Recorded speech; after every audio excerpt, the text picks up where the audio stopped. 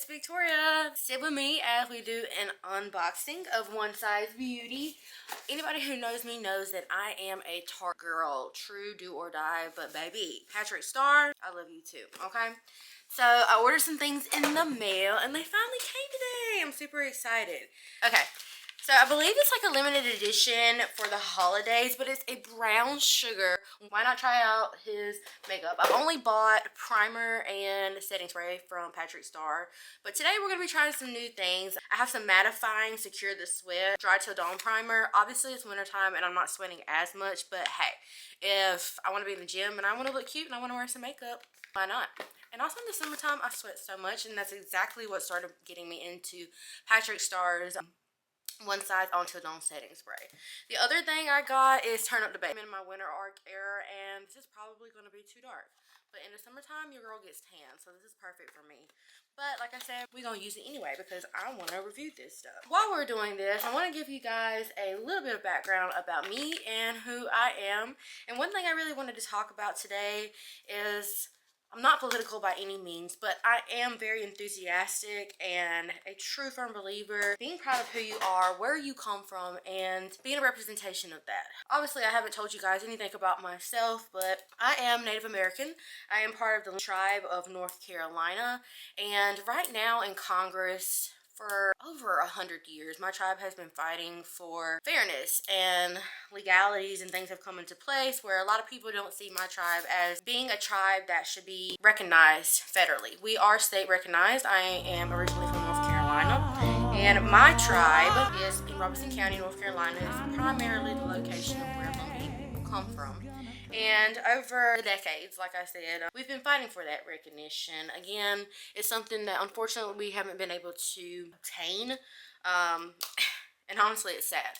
It's sad. We have our tribe. We have, you know, our own tribal council services, benefits to our tribal members. We have tons of things that, you know, our tribal counselors, which, you know, obviously are like modern day chiefs in a sense, you know, do for the community and help. They build houses, homes, you know, for displaced veterans. They help senior citizens and, you know, just everyone in general who is Lumbee. You know, obviously we try to take care of our people and our sense of community and build that sense of family. And, you know, it's sad that we haven't been recognized yet. So 16th of 2025, our Lumbee counselor and chairman went to Congress. They went to, you know, the Washington, D.C. White House. Try to redeem access for us as Lumbee people. And this is Secure the Blur, the One Size. We're going to do that. I'm going to do this Secure the Sweat. So, my hair, I just got out the shower and I got on a moo-moo, baby. Girl, get you one.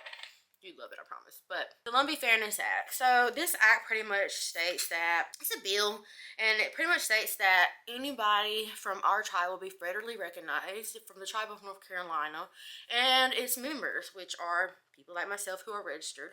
There are a lot of Lumbee people who aren't registered just because, like, we're all over the United States. Obviously, we did not all stay in North Carolina. I don't live in North Carolina now. I live in South Carolina. But those members of our tribe are to gain services, and, you know, the members of this tribe are to be federally recognized, you know. And it says the members residing in Robeson County, Scotland County, Hoke County, all of in North Carolina, and are deemed to be within that delivery area for such services. So the whole thing of this is, the premise of it is land back. Native American people, indigenous people, you know, obviously we're America's first people, and that's why we're indigenous people, as a lot of people call us. Indians, you know, some of us call us Native Americans. It is what it is. I personally prefer being called indigenous, but, you know, like I said, it's here or there. But apparently the Department of Inferior and the Department of Health and Human Services, you know, they have to develop a plan that, you know, consults with our tribe and our tribal leaders and pretty much determine, what is this? I've had this for so long. It's Dose of Color Concealer, but I don't even know the color. Light, 07 Light. But come up with a plan to kind of provide these services for the members of our tribe and, you know, see who all is eligible and to be able to give that. So a lot of tribes are honestly having a problem with this, which is very sad and disheartening because it's like, we're all indigenous people. We're all peoples at the end of the day. And regardless of tribe, and you want to whine and complain and say that we don't belong, that, you know, this should have not been allowed, that this shouldn't happen, that Lumbee people are fakes, that we faked our tribe, which literally doesn't make sense because we've been around for thousands of years. So I don't know where they get that. But anyways, so they come up with a tribe and determine the services that will be presented to us and see how we're eligible. And again, like I said, this takes time. It has taken time. It's over 100 years that we've been fighting for fairness and recognition in, you know, the government space. And it's sad because this is our land. Why should I have to fight you for something I've already been here, something that we technically already own, but whatever, you know? So I think it's something to take in account, like, obviously the social climate that we're in. Like I said, I don't even want to get on politics because, baby, that's on the road. We're here for makeup. But I do want you to, you know, understand my tribe and learn more about it and learn about me and who I am. So we do have a website. It's called Lumbee Tribe of North Carolina. Just lumbeetribe.com. If you guys do want to learn about the Lumbee Tribe and just kind of learn about, you know, my people. You know, we have an amazing group of individuals that come from Robeson County that are trying to find ways to help others, help those in our tribe become more recognized, because we are a smaller tribe, yes, but again, a lot of people don't know who we are. And, you know, we have powwows and social gatherings to where anyone, that is the fanciest thing I've ever seen. Oh my God, Patrick. Are you kidding me? I love it. Oh my God, I love it. But anyways, we have powwows and social gatherings that we invite everyone. Everyone. And I mean everyone. Not just Native American and indigenous peoples of different tribes, but literally everyone. It doesn't matter your ethnicity, race, where you come from, where you've been, all that stuff. Like, come join us. Come check us out. We're in Robeson County, North Carolina. So we have a school, a program there called UNCP. It's not really popular, obviously, but back when my mom went, it was just for Native American people, because back in those days, we were segregated as well. And so for us to be able to get our education, for us to be able to progress further in life, we needed somewhere to go to school, right? So UNCP, University of North Carolina at Pembroke, so Pembroke, North Carolina, and in Robeson County, is where CP resides. Today it is a university, and at that university, any and all are welcome. You don't have to be just Native American to go there.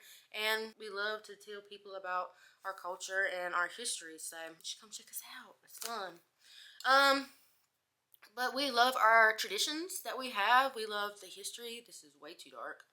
Look at me. Girl. We'll try to lighten it up. But anyway, we love our traditions. We love our history as a people and as a culture. And we always want to spread that to others. So we are a smaller tribe, like I said. Last time I checked, it was like 50,000 maybe, which honestly doesn't seem like a lot. But that's just the ones that are registered. That doesn't include the ones that natives that live there that aren't registered. Like I said, like, there's a lot of people who aren't registered, so we don't get recognized. And again, that doesn't help when we go to places like Congress and whatnot and kind of ask, like, hey, make us a tribe. We're federally recognized, when then they look at our numbers and they're small and they're like, well, you only have X, Y, and Z amount of people. So that doesn't help. But at the end of the day, we are a tribe. We are a people. We are the people of the dark waters. People of the pines. Actually, patchwork that we use on our traditional regalia is the pine cone patchwork. And if you don't know anything about regalia, I'll try to throw in some pictures here, but it's beautiful. It's a sense of tradition, of history, of culture, of resilience of our peoples over the years, and it's something that we still keep traditional today. So there's many things that you can look at. Like I said, going to that lumbeetribe.com, I mean, there is so much history and rich in it. A lot of people feel like we're the lost Roanoke Island Native Americans. Honestly, I'm not sure, but we're from the Dark Waters, Lumbee River. A lot of people have never heard of this place or my people, and again, I want to express that. So we've owned, well, not should say owned because we don't now, but we were traditionally the Native Americans from, you know, hundreds of thousands of years ago, and we are a mixed tribe of years of war and disease and stuff brought to the Americas. You know, a lot of Native American people died due to colonialism, and have been whitewashed and our history kind of dispersed and people don't know about us, you know? So it really sucks. But seen as a tribe in 1885 by the state of North Carolina, which sucks because why? They were denying us federal benefits that are associated with a lot of like other tribes, such as like Cherokee, Navajo, things of that nature. And so since that 1956, we have been fighting ever since to try and receive recognition. Because wouldn't you want to receive recognition for something that, you know, you've done or a part of something that you are? And then this whole time for someone to tell you, knowing you know who you are, for someone to tell you that, no, you're not good enough. There's not enough of you. You don't have proof. You know what I'm saying? So I'm going to pause this because I'm going to go grab a lighter shade because I look ridiculous. Girls giving tan summertime, but hold on. Alright, let's try to get me from looking like a clown. A tan me, because that's giving that right now. And obviously, I'm not tan. I'm sugar cookied out right now.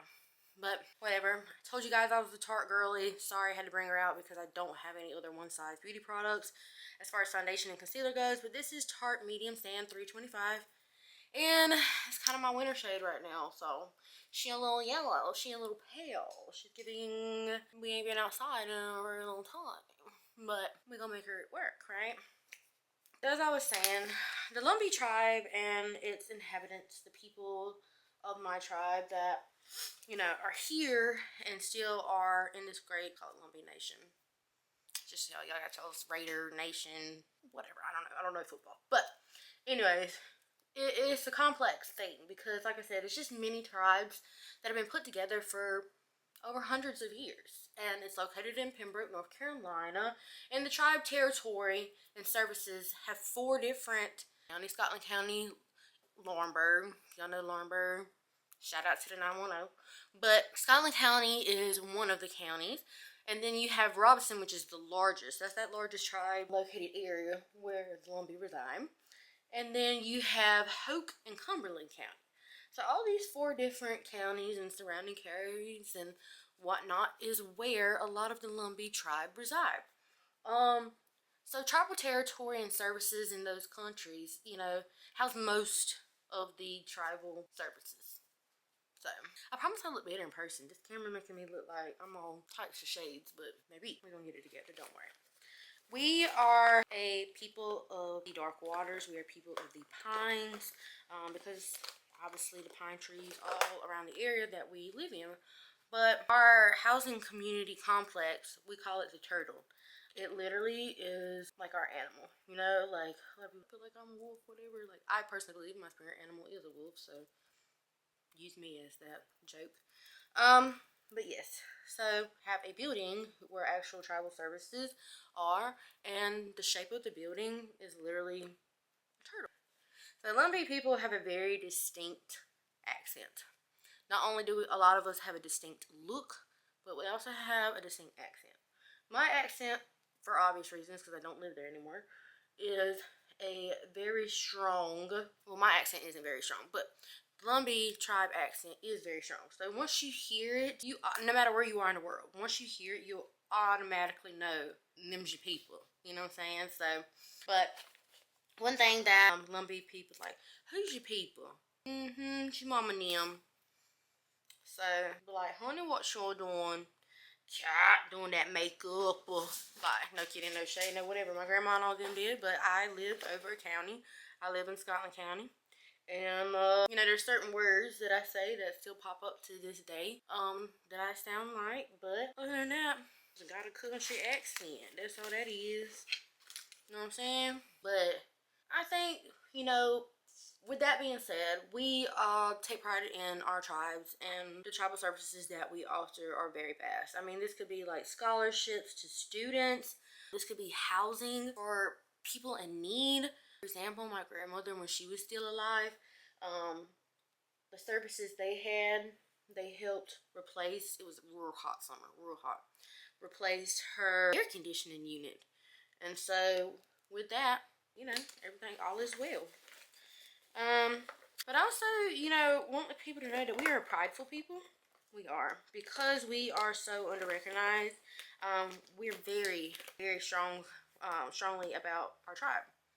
And we have no problem letting people know who we are at all. And we are different from every other tribe, just like every tribe is different from ours. And we welcome, like I said, all peoples, especially to come down there. And we have our homecomings, is what we call them, where we invite everyone home, essentially, to Robeson County, to have these powwows that we have, so that everybody can be incorporated in our history and engulfed in, you know, the complexity of our history, and, you know, how much of a promising future we have as a tribe. Like, we're not, just because we're not super recognized does not mean that we do not exist, and that we're going to be here forever. My people and I are going to be here forever. And so, with that being said, we love sharing our history, we love talking about it, thanking our ancestors for all that they have done and how they've put us in the positions that we have been in, because just like many people of color, we didn't have access to things like other people, and, you know, didn't have the abilities to be able to, you know, do much in life, because we were at a standstill. We were, you know, posed, created as an opposition. And again, y'all know the real history of the world. Let's be honest. I ain't gotta sit here and give you a history lesson about that. But so my people apparently have been around these lands since 12,000 BC. Yes, for the Lord Jesus Christ himself. That's a long time. You know what I'm saying? And like I said, we're called the people of the dark waters because around the area of the Lumbee tribe, it's very dark, murky waters, and it helps sustain our tribes for thousands of years, because, you know, many outsiders will look at it and see like it's inhabitable, or there's nothing that people can do with that land. We made it home. We made something of it and created a sense of, you know, peace, tranquility, and a livelihood. We had our own, before colonialism, we had our own set of ways of, you know, living and being able to thrive, and lived off these lands for thousands of years before all those other European methods came into play. But a lot of people called it the crossroads for thousands of years, and some of the ancestors, you know, that have been on these swamps and rivers, like, migrated from the other parts of the Carolinas and some of the Virginia. And that's why I said, like, a lot of people think that my tribe, we were the people of growing up Virginia. And I think that's pretty awesome. I believe that. Some Lumbee people do, some don't. And it is, you can enjoy whatever you like, honestly. You know what I'm saying? There's no right or wrong, rhyme or reason. We weren't around 2,000 years ago. But they had, due to that being a place where colonialism happened, you know, we had a lot of disease epidemics. So smallpox, malaria, influenza, and all of that. And a lot of wars. A lot of wars took place because we were trying to defend our homeland against other tribes as well as colonists. And you had the Tuscarora War. So the Tuscarora, them's like our cousins. You know what I'm saying? You got your people and you got your cousins. Them's like our cousins. So we had a little tiff between them, because their territory is real close to ours. Kind of like somebody like a county over. That's how it was. But from 1711 to 1715. And then when they had the Assamese War, and that was from 1715 to 1716. So nobody was trying to give us a break. You know what I'm saying? But again, a lot of Native American history, especially in Lumbees, have a history that is similar to African Americans, because we once were enslaved too. We were enslaved to, you know, be oppressed. And we lost a lot of land during that time. And so, with that being said, you know, we had Indian slavery, and we had loss of the traditional lands, and then those who survived, you know, obviously had to be, they sought shelter, they sought sovereignty, they sought, you know, a place where we can become and thrive of still being Native American in a time where being who you were was dangerous. So that's why a lot of time, like, they ran to the river. The Lumbee River is still there today, and it had a lot of promises, and it offered protection, because, you know, in that water, in that dark water, it still got it on today. Y'all better be watching out for them snakes. Okay, them snakes will be running in that water with you. And I think a lot of times that's kind of what gave us that comfort, is because knowing we had the protection of nature, knowing we had the protection of, you know, these other areas within that swamp, as you want to call it, river is really what it is. The Native American people, you know, went there. They sought shelter, and it gave them protection. So they say it was geographically isolated, and it lay between the borders of North and South Carolina for decades. So I guess before we started migrating and doing all of that stuff as a people, like, that's kind of where it's at. And like I said, that river's still there today. Google it, look it up. 100% if you don't believe me. But we kind of migrated as a people, as indigenous people, Lumbee tribe specifically, and that's why, you know, we had to. We had to. We had to join other tribes to get a sense of security, of safeness, as a way to still live, because everything we knew once had as home was taken away. It was gone. And so for decades, we migrated to other places and had to call it home. And that's why I say, like, I live in South Carolina, honestly, because of the convenience of things that were going on in my life at the time, but that's where you are. And so, you know, we have 3 different languages. A lot of them aren't spoken today. I will be honest with you. I don't personally speak it. I hate that I don't. I wish that I did. And if they do come up with some way for us to learn it as a tribe, I am gonna be there, because one thing about it, one thing for sure, I'm proud of who I am, and I love being a Lumbee lady. And with that being said, whatever it is to be able to keep my traditions, my culture, and who I am alive as a Lumbee woman, a minority, I'm gonna do it. I'm very proud of who I am, and I will always, always, always tell that. So that's just something that we have. I'm not gonna say these names right, because I'm gonna be honest, I don't know. But we have Eastern Corn, Algonquin, and Iroquois. But I guess their language is Iroquois. Like I said, we're a mix of like all different peoples, and a lot of times I think that's why people from other tribes get so angry. And it's like, but why? We're all fighting the same battle of trying to be recognized. Chill. There's enough to go around for all of us, because there's not that many of us. You know what I'm saying? But that's neither here nor there. I'm gonna go grab some lip gloss, and then we're gonna crack down to this way, because that's why we're all here. That's why we're all here. And I'll be right back. See, y'all about got me. All that talking I was doing. I forgot my setting powder. It's translucent, one size beauty, of course. Patrick Star Baby, that's why we're here. We're here to review you. But, you know. But one thing I do want to mention, I think is pretty cool and revolutionary, all in its own, is that we fought the KKK and won. So, you know, note that. But literally, like, it was in 1958, wintertime. Picture this, right? So, we had another battle head on, per usual, right? Always coming for us. Why they always coming for us? So, it was during the Civil Rights Movement, actually. How about that? Clan, whatever. They thought that they was about to come up on here and do something to somebody, but they picked the wrong ones. Right ones on the wrong day. How about that? So obviously, like, they had a rally in Robeson County, the KKK did. And it was the Grand Wizard of the KKK. He came, James Catfish Cole, and he proclaimed that he was for segregation, and he's going to put Indians in their place, end quote. So you must not know we're crazy. Okay. And so for that, he put burning crosses in Native American, indigenous, specifically Lumbee people's yard. And he thought that they had moved into the white neighborhood, and then a Native American woman was supposedly dating a white man, and they had a problem with that. Apparently, they didn't want you dating outside their race. Too bad. I do. Anyways, that's neither here nor there. But they were outraged. The Lumbee tribe was outraged. Like, don't be coming up in somebody's yard, putting a burning flame, thinking you own the place and got a problem with it. That's the you problem, baby. But we're about to show you what we can do.